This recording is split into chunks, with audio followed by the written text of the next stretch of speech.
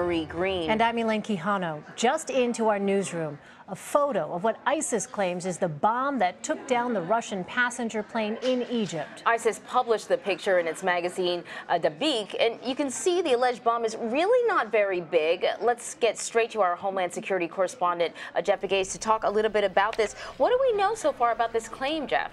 Well, let's see that photograph again, because what you're looking at is the very essence of what an improvised explosive device is. Look at it. It's a soft drink can, a detonator, and what appears to be a switch. And according to the official ISIS magazine, this is the device that was used to bring down that Russian plane. Again, the Russian plane that went down in Egypt's Sinai Peninsula, killing 224 people. And the Russians came out yesterday, as you know, saying that it was a bomb. And this was after an investigation where there wasn't a lot of cooperation between the Russians and the U.S. and the Egyptians. But finally, the Russians came out and said, acknowledged that this was a bomb on the plane. And now you have ISIS, through their official magazine, releasing a photograph of the device that they say brought that plane down. In the magazine accompanying that picture there, because you know, I wonder what other kind of claims were made in addition to showing that and claiming that it was in fact the bomb that brought down that airliner. Well, listen, everything that we had been hearing was that this was likely some sort of relatively crude device, and that's what we're looking at.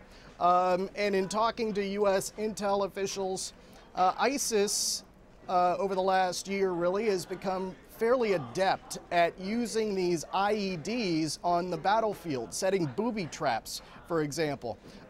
So now, if indeed this is the type of device that brought down that plane, it takes their capability to another level and raises all sorts of questions about security at airports across the world. You know, I'm looking at this device, and it's pretty simplistic. And like you said, if this is the device, I think what sort of message is ISIS trying to send? Why put a photo in their magazine? I mean, this is a propaganda magazine that's geared towards, I'm sure, inviting more people to join ISIS. What do you think the message is? Well, their message is pretty clear, I think.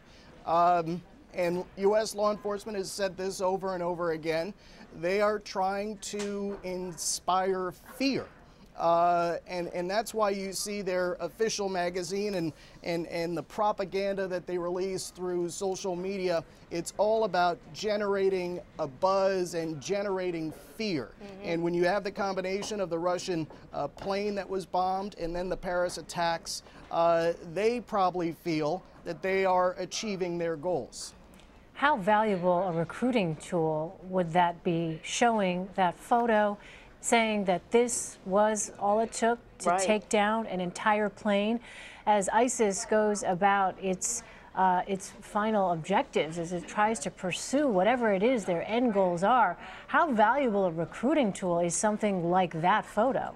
Well, just based on my experience covering ISIS over the last several months, that is in part what has led to their achievements, if you will. I'm not going to say success, but they have become very adept at using social media and their propaganda arms. And I think that this Islamic State magazine falls under that category. I mean, it's slickly produced. I mean, if you look at it, it looks like something that many publications online in the U.S. produce, professional publications. So they have become very adept at spreading their message. It is videos that you see online, it is through social media, and they have English language followers, sympathizers in some cases, who are buying into that message. And every time that they trumpet their success, it works in their favor. And it works against Russia, it works against the U.S., it works against France and the British as well. Jeff, how is the investigation into the downing of the Russian plane going? Is there anything new there? Well, the big thing was the announcement by the Russians that they had concluded that this was a bomb. There was some reluctance there because there was a lot at stake, of course, for the Russians. 224 people on that plane died, but also the Egyptians, a lot at stake for them because so much of their tourism industry, their economy is tied to tourism. And so this was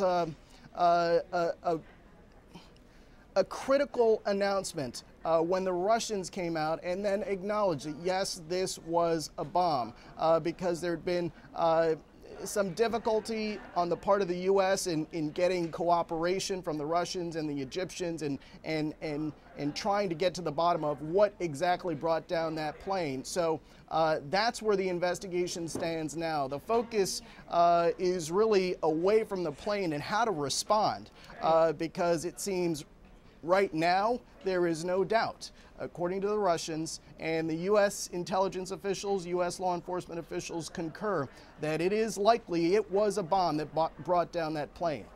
All right, Jeff Pegues in Washington for us. Jeff, thank you for that report.